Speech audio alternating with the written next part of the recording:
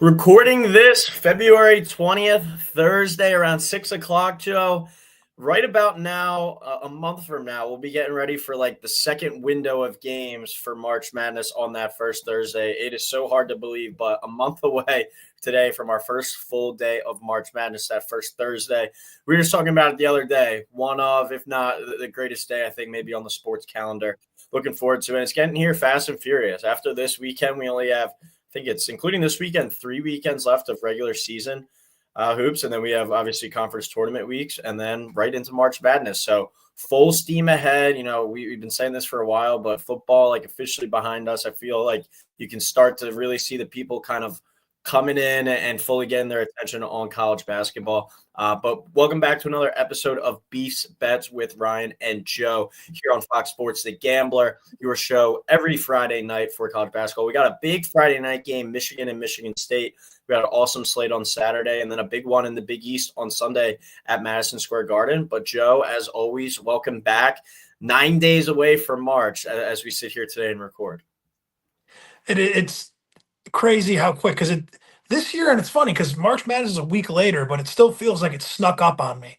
Like, you look at some of these schedules, some of these mid-major teams as well, that have their tournaments first. Like, there's a couple teams with like 3 games left on the schedule until they start their conference play or their, the conference tournament play. But it's crazy how quickly, it's upon us. But, massive weekend, Coyle, big games tomorrow night. Well, Friday, tonight for the people that are listening on the radio, massive games on Saturday, and big games as well on Sunday. Huge weekend, starting to really get into the nitty gritty of like seeding, bubble talk. I mean, it is like, I say this a lot about sports, but this is like the best time of the year. Like that first weekend in March, this time leading up to who's in, who's out. It's fantastic. There's really nothing better, nothing like it. Yeah, I enjoy, over these next few weeks, just really kind of refreshing the bracketology tabs and not just going on ESPN and CBS, but going all over Fox. I know On3, who does great college stuff, has been doing it as well. So, big few weeks for some teams. Obviously, we already have a lot of teams locked in, but there's some teams out there over these next few weeks that are kind of playing for their lives, playing to extend their season and see if they can maybe be one of those next Cinderella teams. But we start on Friday night in the Big Ten. I think this might be the matchup I'm looking forward to the most this weekend. And we got a bunch of good ones, but this one is a big one for not only the Big Ten, but nationally as well. But this one could very well decide maybe who wins the Big Ten title this year. Number 14, Michigan State at 21-5 travels to number 12, Michigan, who is 20-5, an 8 o'clock tip on Fox. As always, for all our projections, we use HaslamMetrics.com. They have this one as a tight projection, but they have Michigan pulling it out at home, 75-74. So we'll set the line at Michigan minus 1.5, over under 148.5. Michigan State, a disappointing week last week, losing to Indiana. And then they come back on Saturday night and blow out Illinois. Michigan's a team that has been, playing close game after close game. Interested to hear your thoughts on these two teams, Joe. I think at this point, I'm just going to keep doubting and betting against Michigan State all the way to a national championship, because I bet against them. It feels like every week, every game they have. I don't know what it is. I mean, it's one of the big things is their terrible 3-point shooting. It just kind of is keeping me from buying all into this team. And I know, Tom Izzo, Hall of Fame coach, he's past Bob Knight. He's the winningest head coach in Big Ten history. I'm not taking anything away from that. It's just the lack of 3-point shooting with the Spartans team is like holding me back from going all in. And that's why I will be picking Michigan at home here Friday night in the rivalry game. I'm going to have them winning 77-72. So I'll take a minus 1.5. I'm going to go with the over by the hook. That was not planned. I just kind of wrote a score down and settled on the over. But I'm going to go with Michigan here winning at home. I'm going to go Michigan too. They're my favorite team in the Big Ten this year in terms of teams I think that can make a run. We talked about it last week with like Michigan State shooting. It was starting to creep up on them. They were losing a few in a row. And they didn't even have a good first half last week against Illinois. Like I bet on Illinois, and obviously Michigan State wound up winning that game outright. But I was like looking at it today a little closer, like Illinois was up at half, and then they just completely, crapped their pants in the second half, and Michigan State went into their house and won. I'm still not fully sold on this Michigan State team. I do think it's probably Izzo's best team in the past few years, but I still think that shooting is going to creep up to them. Can they do enough other things well to kind of stay in games? Like if they play a team that does run and gun and get a lot of threes up a mid-major, whether Michigan State's like a 3 seed probably right now, I would assume they're projected around. Do they play like a 14 seed from a conference, a smaller conference, but that plays a high pace, want to shoot a lot of threes, and you got to keep up with them and score? Can Michigan State kind of stay in that game? I'm still not totally sold on that. My thing, not only in basketball but like football as well, can you win in multiple ways? And it goes back to like with me with the Eagles, but you look at what the Eagles did, like in the Super Bowl. Saquon got shut down. All right, let's throw the ball all over the yard. Let's win with our defense as well. Not just a one-dimensional thing. I think if Michigan State isn't making shots, is their defense good enough? Is their all-around offensive game good enough? I'm not sure about that yet. So it's a Michigan State team that I think is kind of just a little bit too one-dimensional right now with shooting the outside, failing to shoot the outside shot at a high clip. And they still like shoot a decent amount as well. Like it's not like they're not taking many attempts. So that's really holding me back. Michigan has found ways to win close game after close game. I expect this one to come down to the wire, but I'm going to take Michigan at home, 73-70. So I'll go Michigan -1.5, and I will go under 148.5 there.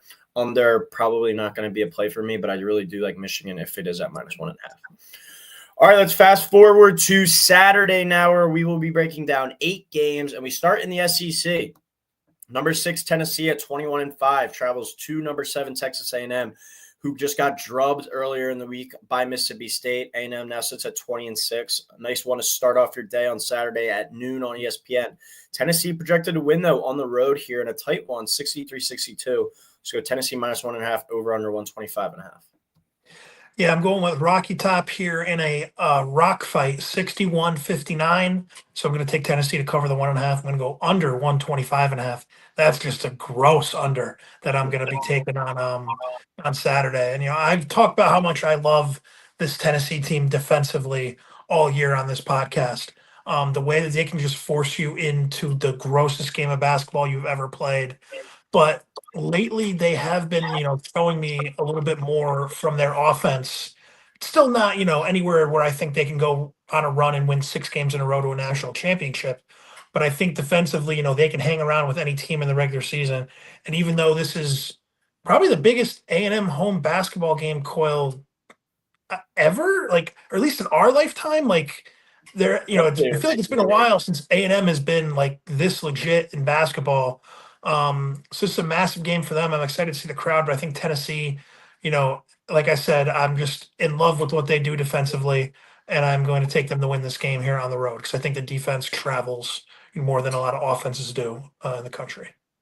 Yeah, I think if this was a spot where A&M had beaten Mississippi State earlier in the week, I probably would have gone Tennessee, but I think it's kind of a bounce back type of spot. Not a gotta have it, but, get back on the right foot because A&M certainly building some great momentum, sitting here at number 7 in the country. Like you said, I don't think I've ever seen them this high in the polls, at least within the past 10 years.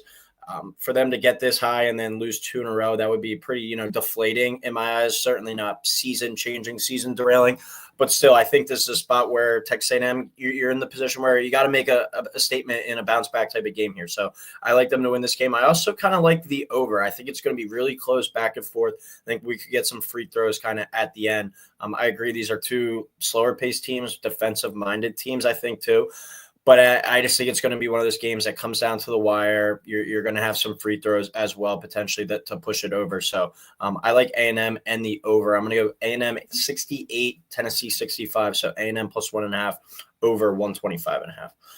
All right, we go to the Big Ten now. 12 o'clock tip on Fox. Oregon at 19-8 travels to number 11 Wisconsin at 21-5. I think you can make an argument, Joe, that outside of Duke and Auburn, is Wisconsin the best team in the country right now with the way that they've been playing. They've been playing some awesome basketball. And with Michigan, as we talked about, Michigan State, the SEC has gotten so much love and attention this year. Some of these teams here at the top in the Big Ten can really play as well. We'll talk about Illinois later, but when Illinois is at their peak, at their strength, they've looked really good in spurts too. So I think the Big Ten tournament is going to be really fascinating watch. But we had a few more weeks here in the regular season to decide the champion. But Wisconsin projected win here 80-69 at home pretty comfortably. So Wisconsin -10.5, over under 148.5. This Wisconsin team is so much fun to watch, Coyle. And like you were saying, I watched their full game the other night against Illinois, and that game just was not a sweat whatsoever. I mean, I had Wisconsin every way imaginable. I won a good amount of money on them, and I love John Tongji. He's fucking so much fun to watch. Um, he's an electric basketball player. Coming from Missouri last year, coming to Wisconsin, back to back 30 balls. Just an incredible player to watch. I think he's gonna have another big game. Being in Connecticut, I'm definitely gonna take his point total over on Saturday. So I am taking Wisconsin big here, 84-71. I'm gonna take the Badgers minus 10.5 over 148.5. I do really like the way Wisconsin has been playing. I was kind of gassing them up, but not a desperation game, but a game where Oregon show me something, and I think they do. I think that they are play well enough, are good enough to keep it within this 10.5. So I'm gonna go Wisconsin win 80-75. So Oregon plus 10.5 over 148.5. But put some respect on Wisconsin's name. I mean, I think you can legitimately make an argument that they're playing, third, fourth best basketball in the entire country right now. Going to DraftKings to look at their odds to win it all, they're sitting at 28-1 right now. They are the eighth highest odds out of any team to win the national championship, behind Tennessee, Iowa State, Alabama, Houston, Florida, Duke, and Auburn. So they're kind of up there with some of these teams that we've been talking about as legitimate contenders. And I think Wisconsin's tournament success in recent years, especially under Greg Gard, hasn't been, super convincing to fully buy in on them. But I definitely think this is the best Wisconsin team, and a Wisconsin team that can really score the basketball. And you really haven't said that much within the past decade besides that, Frank Kaminsky led team. So I like Wisconsin to win this one, but I will go Oregon to cover and the over to hit. Another awesome one in the Big 12 now. Number 8, Iowa State, 21-5. At number 5, Houston, 22-4. 2 o'clock tip on ESPN. Houston projected win here, 71-61. So we go Houston minus 9.5, over under 131.5. Another awesome game. I mean, talk about two great games to start your day back to back on ESPN. It's not often, we have 6, 7, 8, 5, in a day, let alone, back to back, just really rot on the couch and enjoy some college basketball on Saturday. I'm going with Houston 64, Iowa State 63. Definitely, if the spread is 9.5, I'm going to take the Cyclones. I just think they're too good to get blown out by 10 plus points here. Especially just the way Houston plays. Obviously, they're the best scoring defense in the country. They force turnovers, but just the way they play, I feel like it's going to be tough for them to blow out an Iowa State team that's this good. So I'm going to take Houston to win by a point. I'm going to go with the under 131.5 here. I think we're going to have two, real low scoring defensive slugfests to start off our day Saturday. Yeah, I'd be very surprised if this line's actually 9.5, maybe something more like 5.5 or so. But all these analytic websites for as many years as Kelvin Sampson's had it rolling down there at Houston, they've been like the analytics darling. I feel like getting the most respect. But Joe, not only do we have great hoops at 12-2, but we also have at 1 Upper Moreland versus Upper Dublin with a trip to the District 1 5A championship on the line as well. Bought my ticket today. I'll be in the house to support the Golden Bears, hopefully going to the title. So nice little sandwich. Probably watch this game on the phone, the noon game, then go to the 1 o'clock, and then come back for the second half of Iowa State Houston. Should be a good one. But I like Houston to win as well. I have 2 future tickets right now. Alabama, their recent play these past 2 games makes me feel a little bit more hesitant about that. But I also own a future on Houston to win it all. I think their defense, as we talk about time and time again, they can just put you in a stranglehold on that end and just completely suffocate you and take you out of your rhythm, especially when you get them at home as well. These are the type of games where it makes me worried that Iowa State can go back to the old Iowa State that struggles to score. And you can look at them coming out of this game and be like, wow, that's not a team that's going to do much damage in the tournament. Can Iowa State kind of rewrite that narrative? Saturday's a big test, maybe their biggest test the rest of the season until they get to the NCAA tournament itself. I think that they're going to be able to hang around, but I definitely like Houston to win this game outright at home. But I will take Iowa State to cover the 9.5 if that's the number. Give me Houston 68, Iowa State 64. So Iowa State plus 9.5 over 131.5. All right. Maybe like a lot of these games are big games. Obviously, we talked about Michigan State, Michigan for the Big Ten title race, Tennessee A&M 6 versus 7, Iowa State, Houston Big 12 title race in there as well. This is maybe the most important game for just a team to make it. I think this is kind of like Vandy's Super Bowl. Vandy's a team that's really hovering around that bubble right now. Are they going to make it? Are they not? And this is a huge opportunity to beat a ranked Ole Miss team at home, to maybe not punch their ticket, but start to feel a little bit safer, because Vandy's been a team that has struggled over the second half, I think, of the SEC schedule. But they're at 17-9. They're hosting number 24, Ole Miss, who's 19-7. 3:30 tip on SEC Network. This is by far the closest game on our Haslametric projections of the week, maybe even that I've ever seen that I've looked at. They're projecting Vandy to win by decimals, 75.82 to 75.80. So just for the sake of that, I'll go Vandy minus 1.5 over under 149.5. As I said, I think this is Vandy's Super Bowl. Joe, do you think that they get the big time win here and inch closer to the NCAA tournament? Yeah, this is, I'm a big, for the people on the radio that are new listening to me, I am a very simple person. If I see a team and they got to have it spot in college basketball, I don't really do it as much with other sports, but college basketball is the main one, especially with these bubble teams. This is a got to have it spot for Vandy Coyle. I mean, you said it best. This is their Super Bowl. I'm going Vandy 72-70. So I'll take them to cover the 1.5. I'm going to go with under 142.5 once again by the hook. I am not doing that on purpose either. We have Vandy currently sitting at 10th place in the SEC.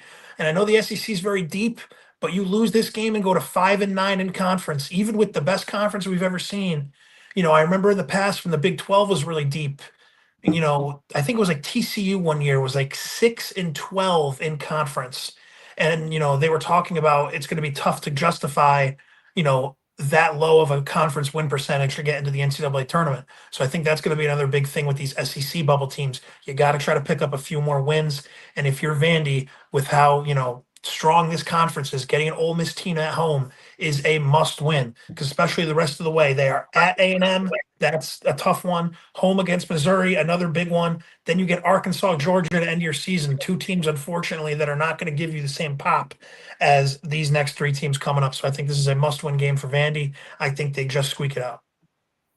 Yeah, as I said at the beginning, I'm labeling this game on Saturday Vandy's Super Bowl. It's not a must win, but it's a gotta have it for sure. Like to start to feel safe that you're going to go to the tournament, where for a majority of the season that they've been in that position. They started out like 14-3, 15-3, but this SEC gauntlet has caught up to them, and they've really struggled over the past month and a half now. This is a gotta have it spot, and I think that's going to be really emphasized in that locker room. Ole Miss is a team that's been up and down, but they are certainly beatable for sure. I like Vandy in this gotta have it spot to win. It's going to be one of my favorite plays actually of the day on Saturday if it comes out at minus 1.5. I'll go Vandy 78-74. So Vandy minus 1.5 over 149.5 there. All right, we go to the ACC now, Joe. Two teams that I feel like aren't getting a lot of buzz. Clemson, 18th ranked team in the country at 21-5. They travel to SMU, who's 20-6. SMU 20-6. And they're firmly on the bubble. It's weird to see that for an ACC team. They didn't really play a tough non-conference. They just got blown out last week, actually, by Wake Forest, another bubble team. So not really doing themselves any help. We just labeled it Vandy Super Bowl. It's probably equally, maybe a little less important for SMU, but a huge opportunity here for them. SMU projected to win 72-71. So we'll go SMU minus 1.5. Over under is 142.5. Yeah, Coyle, and that's a big problem here, because you look at their record, like you said, they're sitting here at 20-6 on the bubble. Some people have them out, some people have them in. They are like a firmly like the true dictionary definition of a bubble team. But then you go on, the NCAA's website where they have all the net rankings and stuff. SMU is 0-4 against quad one teams. Do not have a win against quad one, and quad two, they're 5-2. So you've only played 7 quad two games as well. 10-0 quad three, 4-0 quad, or 5-0 quad four. So you haven't played a lot of top competition either. And the games against the elite competition, you're 0-4. I feel like if you're going to get in, if you're SMU, even if they were to lose this game and win the other ones, it's going to be tough having a 0 next to that quad 1 spot, especially as a power conference team trying to get into the NCAA tournament. Copy and paste everything I said with Vandy before. This is a massive game for SMU. They need to win this game. So I'm going with SMU 77, Clemson 73. SMU minus 1.5, over 142.5. And I will say this as a little future kind of bet. If you think Clemson's going to win this game, look at the odds. I cannot in Connecticut, unfortunately, but look at the odds for Clemson to win the ACC regular season championship because they are currently a game out, or maybe a game and a half out. No, they're a game behind Duke. And if Duke were to lose one more game the rest of the way, which they do play at North Carolina to end the season, I don't know how a tie would work there, but I believe they'd get the 1 seed in the ACC tournament, being the de facto like regular season champion. So that might be a future to look into if you're interested in that. Yeah, you said it best with copy and paste for Vandy. I think SMU is kind of in that same ballpark. Um, I think Vandy, like, just say if it came down to those two teams for like the last spot, I think they would most likely lean Vandy just because of how much more difficult the SEC was and how much harder games. Like if you did roles reversed, like if Vandy was in the ACC and SMU is in the SEC, what would their records be? I think Vandy is just kind of a better team. But I do like SMU in the spot as well. I really like Clemson. Like Clemson, I feel like is a team just because how down the ACC is outside of Duke. Like Clemson is not getting enough respect and talk, and they have a lot of guys that were there last year that were in the tournament, experienced players. I think it's a Clemson team that could low key make another run. I think last year all the way to the Elite Eight, I believe, if not at least the Sweet 16. Yep. So this is a team that I could see being a next weekend or a second weekend team. Once again in this NCAA tournament, but I am going to go SMU at home in a very close one. I think a cool little like money line parlay. It probably won't pay out much, maybe like plus 250 or something. But look at this on Saturday: SMU and Vandy, two teams got to have its spots for their NCAA tournament hopes. Playing a little bit desperate. They both are at home against ranked teams. I think it's a spot where both of those teams are going to win. So that's something that I'm going to look at for sure if you want to throw a little fun two-leg moneyline parlay in this weekend. But give me SMU 75-73. So SMU just covering the 1.5, and we will go over 142.5. All right, should be a fun one on Saturday night. I feel like this is the one where, people first start going out to the bars or whatnot at night, and this is going to be the game that's on TV. And points galore. Our projected over-under is at 176.5. But the game is Kentucky, number 17 in the country at 18-8, at number 4, Alabama, 21-5, who's riding a 2-game losing streak. 6 o'clock tip on ESPN. Alabama projected to win 91-86. So we'll go Bama minus 5.5, over-under 176.5. Yeah, a definite palate cleanser after we're going to have a couple of defensive-minded teams to start our day. And I feel like Georgia Auburn, I don't know, I got a weird feeling, that's the 4 o'clock game in between there is going to be a little bit lower scoring as well. But for this game, I'm going to go with Bama 94-87. Back-to-back losses for Bama. I mean, you can't really blame them. They played the number 1 team in the country, and then you went to a starving Missouri team, who is very good. I think Mizzou's going to end up getting a top 3-4 seed in the NCAA tournament. I know that's not exactly, a hot take, but Mizzou, very good team. They stomped Bama last night. So I think Bama is going to come home here, get a little bit of revenge here, and just kind of take it out on Kentucky. I'm going to take Bama to cover the 5.5. I have winning 94-87. Going to take the over 176.5. I think Bama just comes out firing. I think Mark Sears has like 35, 40 points, and I think Bama's going to get it done. I can already see Nate Oates. He is definitely running them into the ground in practice. He was real, pissed off last night. Saw him, throw the clipboard, snap the clipboard, got the technical foul. That was awesome. That's college basketball right there, and I think that he's going to really rally the troops and get it done here against a Kentucky team that kind of just had an easy win against Vandy. Yeah, this is what, if we want to refer to our friend Big Cat, a system play. It's going to be the game on, as we said, wherever you are, and it's a high projected total. Bet the over and root for some points. Like if you're just into the gambling aspect, you just want to see a fun game. This is the game for you on Saturday. I'm really looking forward to this. I have a huge total in this one. I'm going to go Alabama to win by 10, 100-90. So Bama minus 5.5, over 176.5. This might be one of those game show, like depending on the day I'm having. If I do well, maybe tomorrow night or something, I might look to do like an alternate total and try to just have some fun because I really think this is going to be a track meet. Alabama, we saw, last night their defensive struggles against Missouri. Bama doesn't change who they are for anyone. They're going to play the way that they play, whoever they play against. We saw it against Auburn last week, and it failed them. Last night against Missouri, Missouri just played Bama's game, and they outplayed them at home. That happens sometimes. But I think this Alabama team is too good to lose 3 in a row. But I do think Kentucky, stylistically wise, can match up with them, can go shot for shot with them. So I think we're going to get score for score, maybe even look at like the first half total as well. I think that could be a big one, but I don't think Alabama loses 3 games in a row. I'm going to go Bama 100, Kentucky 90. So Bama minus 5.5, and we'll go over 176.5. All right, this is a really cool one. I feel like this game's kind of gotten like lost in the college basketball shuffle this year just because it's such a random non-conference game this late in the season.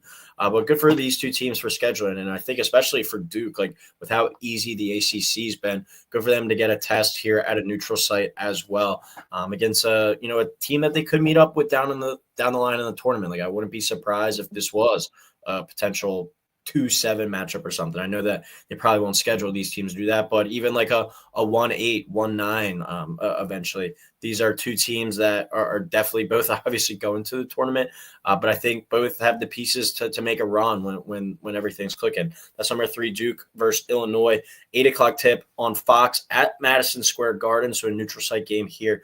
Duke projected to win this one 80-72, so go Duke minus 7.5 and over under 151.5.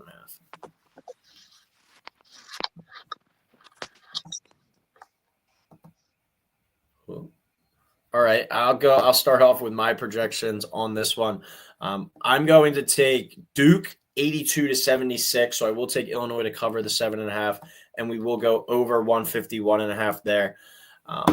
The thing with the Illini is they're just a little bit too up and down for me, and I don't fully buy into them. I don't fully trust them at this rate of the season. I had a nice wager on them last week against Michigan State minus 6.5, and as we said earlier, start out hot, played really well at the beginning, and then really folded kind of down the stretch and into the second half. So you just don't know what team is going to show up for them. You can't trust them, so I'm not going to say that they win this game, but I do think they're talented enough, and it's a game where it's like, does it really matter for each of these teams? Like Duke's 95% chance is going to be a 1 seed. Illinois definitely going to the tournament. Maybe this helps kind of their resume and their seeding. But it is a spot where it's like, does this game mean more to Illinois just because they're in need of a big win to kind of get back on track? That's how I'm kind of looking at it. But I do like Duke to win this one, but I will take Illinois to cover. It's just going to be a fun kind of sit back, watch game. No real pressure on either side, but I will go Duke 82-76. So Illinois plus 7.5 and over 151.5 as we are joined back by Joseph. Joseph, how are we? I don't know what just happened there, Coyle. My phone just had a heart attack. Because my computer is still doing the Find My iPhone noise after it's been like 8 months. So I'm not getting a new computer at this point. I've tried everything I can to fix it, but I am going with Duke here, big at the Garden. They call it Durham North. I think it's Storrs South. Still, you get a lot of Duke representation wherever they play at the Garden. So I'm going Duke 85, Illinois 73. Very excited to see, Coyle, I'm assuming we're talking about it, when I was figuring out my phone, just to see how Duke looks against non-ACC competition. Obviously, outside of Clemson, you're probably not getting, they'll get a challenge at UNC to end the year. But it's going to be interesting to see them stepping out, into the Big Ten to an Illinois team that has been going through it of late, playing at Wisconsin, they lost Michigan State. The Big Ten, top of the Big Ten is as good as, a lot of other conferences, in the country at the top half. Illinois right now, kind of sitting at 9-8, but they still have a really, really strong net ranking. I think they were 19th when I looked earlier. 17-10, their record might not look great, but they're, still a really solid team. So I'm excited to see how Cooper Flagg looks against Illinois. The only thing that does concern me with Illinois, just because of how their last couple games have been going, if Duke gets up early or they start, 9-2, or like 13-4, like something like that, they get off to a hot start. How will Illinois respond? Because they have been, TKO'd their last two games, and it's going to be really interesting to see how Brad Underwood gets those guys going for what's kind of becoming, if they lose this game, like I said, I don't think they're in danger of missing the tournament, but a team that is fading at the wrong time, with March right around the corner. All right, final game on Saturday. Then we got a big one on Sunday in the Big East. Big 12 game. BYU 18-8, coming off an absolute beatdown of Kansas the other night. 93-57, I think was the final, something like that. And then they had a big win last weekend against a really hot Kansas State team at the time too. They're sitting at 18-8, looking like pretty much a lock for the tournament at this rate. They traveled to Arizona, number 19 in the country, 18-8 as well, who's been up and down. They were pretty slow start to the season, had a really hot middle. Now they've kind of struggled over the past couple of weeks. Do they get back on the right track here, Joe? 10 o'clock tip on ESPN. Arizona projected to win 79-72. So Arizona minus 6.5, over under 150.5. Yeah, I'm going with Arizona here, 77-70. So even though it'll be kind of cool, I think it'll be right around the number, because BYU, it's just tough for a team to bounce back after that emphatic of a win over, even though this isn't the best Kansas team we've ever seen, Coyle, you and I talk about it all the time. Kansas is the big dog in the Big 12. They are the perennial blue blood power program. And, you get a win like that, an atmosphere like that, on Tuesday night, because BYU fans were going insane, which, shout out, they're going all the soda shops out there, the Mormons don't drink. So I think that their, atmosphere is even more impressive.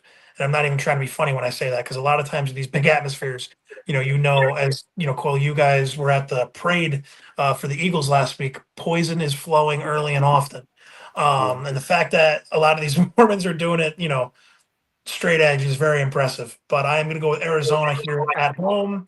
I think they'll cover the 6.5. I'm going to go under 150. I feel like that's a lot of points, just because, like I said, BYU, I don't know if they'll be able to continue playing at that high of a level like they were shot out of a cannon the other night. I think they'll be a little bit slower. And I think, this might be a game where I take BYU first half spread, and then they kind of just run out of gas for the second half. I think Arizona pulls away and ends up winning this game by 7 points. Yeah, it's funny to think about that. The Eagles playoff games and stuff. They're like, oh, like that game is at night at the link. Like, good luck. They're gonna be out there drinking all day. Like, why can't it just be, there's a playoff game, like they're gonna be excited? No, they're all gonna be drunk and whatnot. it is funny because you saw a lot of people saying the other night like how crazy that atmosphere was, and as you said, probably. Maybe there's some people there that are BYU fans that had some drinks. Do you think they even sell drinks in the arena? I don't think so, because this is, me. one of the things about having a girlfriend that watches reality TV. One of the shows is about Mormon wives, and around like Provo, they don't have bars. They have like soda bars, like where you go and get like flavored sodas with like different, like with coffee, you could like pump, like sugar, like different stuff like that. And there was like a whole thing in this show she was watching, and I'm like, I know this isn't going to sound healthy, but I don't know if I can live like that. Like, I don't know. Like, it's just crazy. It's so much better for you. That's why they're all happier out there, because they don't do anything like, they're not having their fifth beer of the day on a NFL Sunday at 9 a.m. Yeah. They're, they're sleeping in, they're getting a full 8 hours. But yeah, it is. I doubt they sell alcohol in the stadium. I mean, I'd be very surprised if they do, because like you said, I don't know how many BYU fans are really getting all banged up going in, maybe getting a little sugar rush going into the game, and that's why they're all hyped up. But I really don't know. It's a different universe out there, man. It's crazy. Well, maybe next year they will when DeBonza comes to town. They might have to, because you're probably going to be getting people traveling from all over the West Coast to watch that game. Oh yeah. But BYU has been fun. They're a team that I'm looking forward to watching closely over these next kind of couple of weeks into the Big 12 tournament because they're a younger team, but a really talented team. Just do they have the pieces to make a run at this thing? But I'm going to go with Arizona at home here. They were my dog of the day last week against Houston. That was a real disappointing loss. They had that game, a couple of times, and Houston just kind of does what Houston does and wore them out as the game goes on. So I think that's just always a tough spot in that circumstance. BYU, as I said, is playing really well. But Arizona kind of in the same camp as some of these other teams we talked about. Like, you don't want to squander the good momentum that you built, especially as we said, we're recording this 9 days away from March. You want to start to really begin playing your best basketball at this point. And that's why I'm going to go with Arizona to win, but I will take BYU to cover by the hook.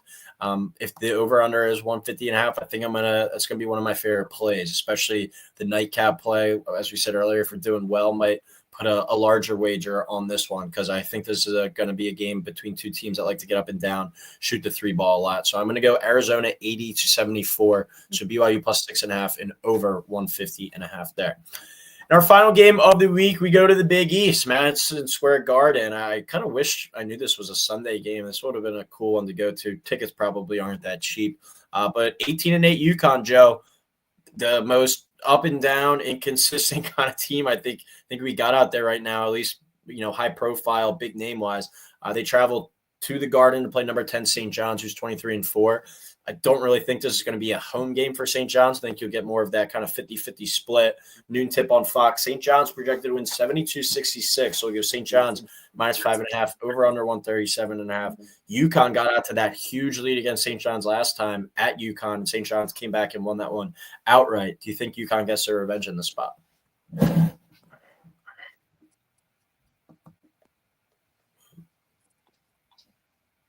You got me, Joe?